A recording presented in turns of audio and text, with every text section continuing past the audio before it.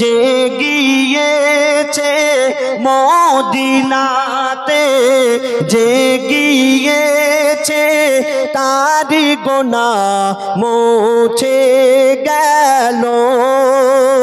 সে খুশকিসমত যে করলো জিয়ারাত, যে করলো জিয়ারাত, সে খুশকিসমত নবীজির রওজায় রে ঝরে যায় পাক রওজায় রহমতের ওই ঝরনা।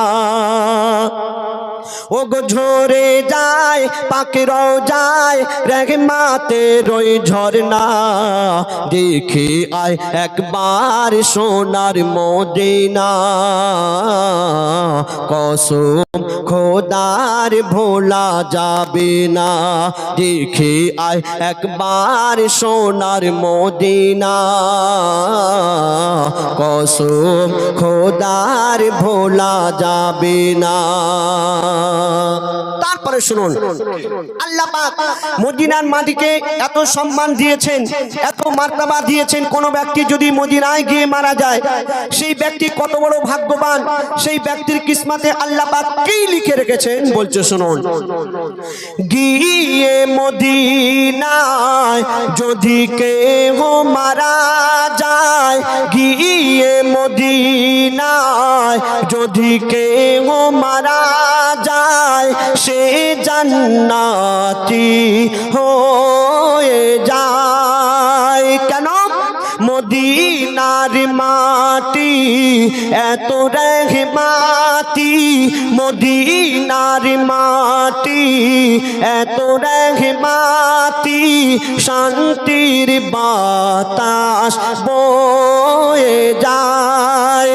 ফুলের কাননে পাখিদের গুঞ্জনে, ফুলের কাননে পাখিদের গুঞ্জনে নবীর দরুদ শোনা যায় রে।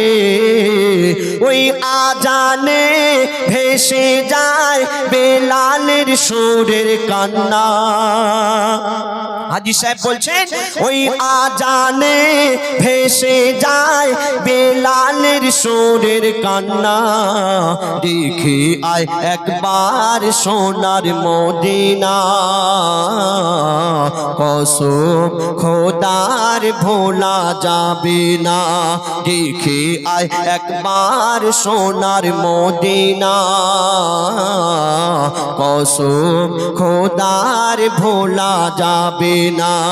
ওরে চল রে হাজিরা সব বলে তোরা চল না, ওরে চল রে হাজিরা সব বলে তোরা চল না।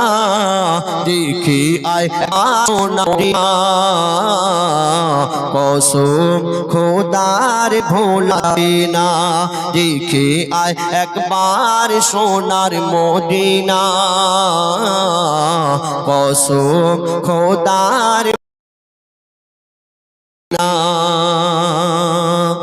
আল্লাহ পাক শেষ কথায় কবি লিখছে দেখুন, আল্লাহ রাসূল তিনি 1400 বছর আগে বলে গেছেন, শিক্ষার জন্য যদি চীন দেশে যেতে হয় তো সেখানে গিয়ে শিক্ষা গ্রহণ করো।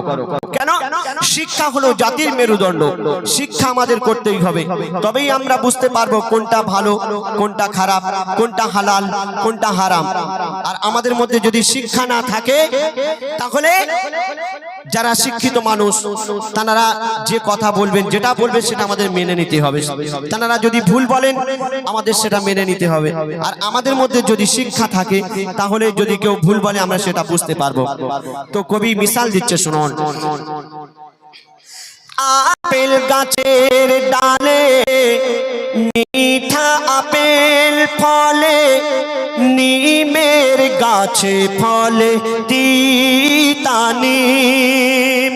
আর ডুমুর গাছে কভু ফলে না আঙ্গুর, ডুমুর গাছে কভু ফলে না আঙ্গুর। ওই সজিনা গাছে